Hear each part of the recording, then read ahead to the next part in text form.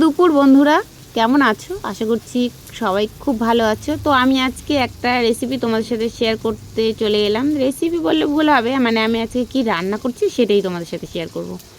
তো এখানে দেখতে পেলে চিংড়ি মাছ, মানে একটু বড় সাইজেরই চিংড়ি মাছ নিয়ে এসছে। তো কাঁঠাল দিয়ে খাওয়ার খুব শখ আমার হাজব্যান্ড বাসায়। তো আমি কাঁঠালটা মানে ইঁচড় যেটাকে বলো, ইঁচড় সিদ্ধ করে নামিয়ে তারপরে আবার ওগুলোকে ভেজে নামিয়ে রাখছি। এখন এখানে যেগুলো ঘরোয়া মশলা হয় সেগুলো দিয়ে এই যে আলুগুলো ভাজছি। মা এগুলো কী করতেছ? মা এগুলো ব্রাশগুলো নিয়ে কী করতেছ? ও ভাঙে গেছে,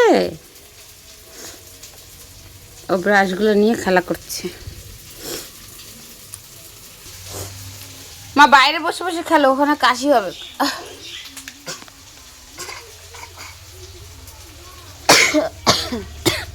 মশলা ঝাঁজ কাঁঠাল কাটছি, এখনো নোংরাগুলোই পরিষ্কার করি নি। আমার মেয়ে খেলা করতে করতে আমি রান্নাটা কমপ্লিট করে নিই।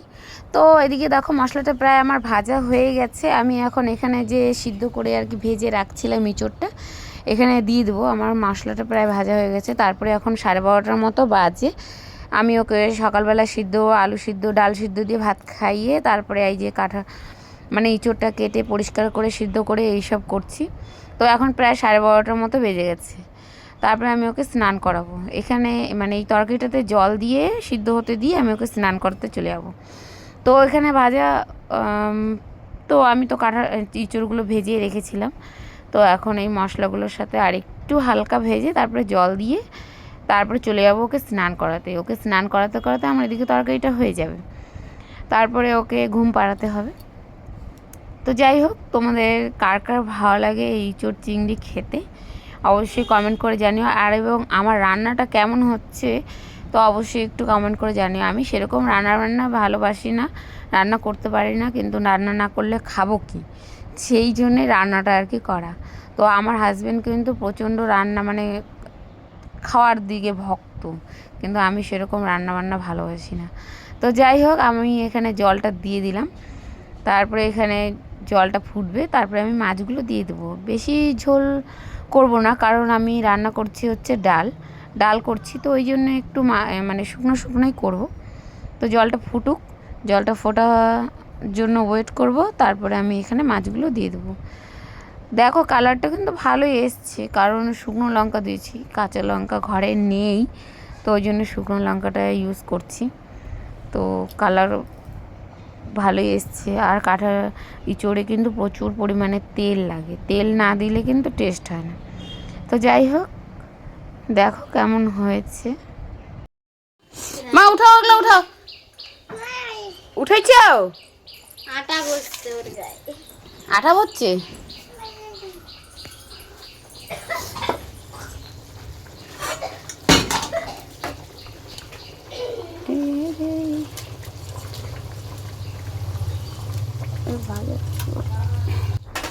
দুটো চিংড়ি মাছ আবার রেখে দিলাম, কারণ আমার ছোট্ট পুচকিটার জন্য, কারণ ও তো আবার ঝোলে দিলে খেতে পারবে না, কারণ ঝাল হয়েছে দেখে মনে হচ্ছে আমার।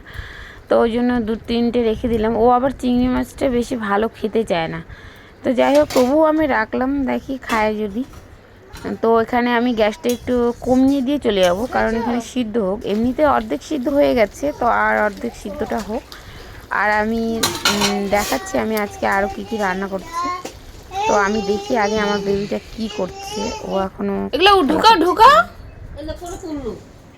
ওর তুলতে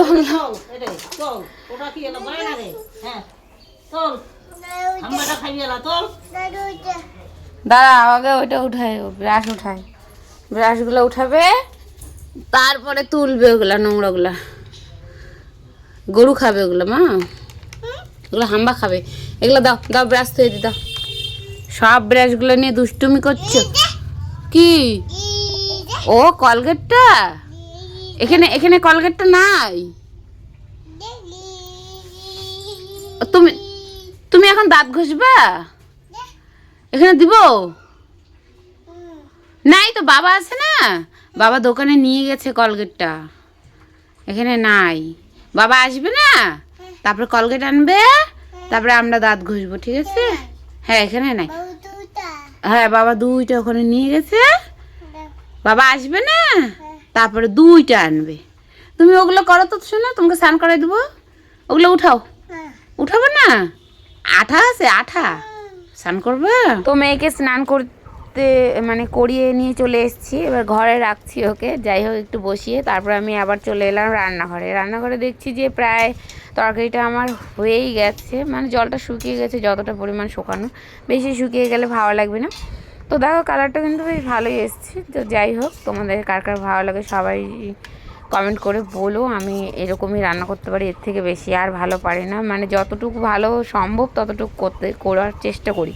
তারপরেও যদি খারাপ হয় তাহলে আর কিছু করার নেই। তো দেখো এই যে রেডি, আর সকালে এই যে ভাত রান্না করছি, কিছু খাওয়া হয়েছে আর কিছু আছে, এটাই দুপুরে হয়ে যাবে আমাদের। আমার মেজো মেয়েটাও বাড়িতে নেই, দাদু বাড়ি গেছে। মা আসো না, একটু তেল মেখে দিই। দেখো তেল মাখাবো, আর ওখানে গিয়ে আছে আমার হাতে তেল নিয়ে আসি, তেলই পড়ে যাচ্ছে। মা আসো না, হাত পাকলে একটু তেল দিয়ে দেই। শোনো মা, আসো না, মাম খাবা?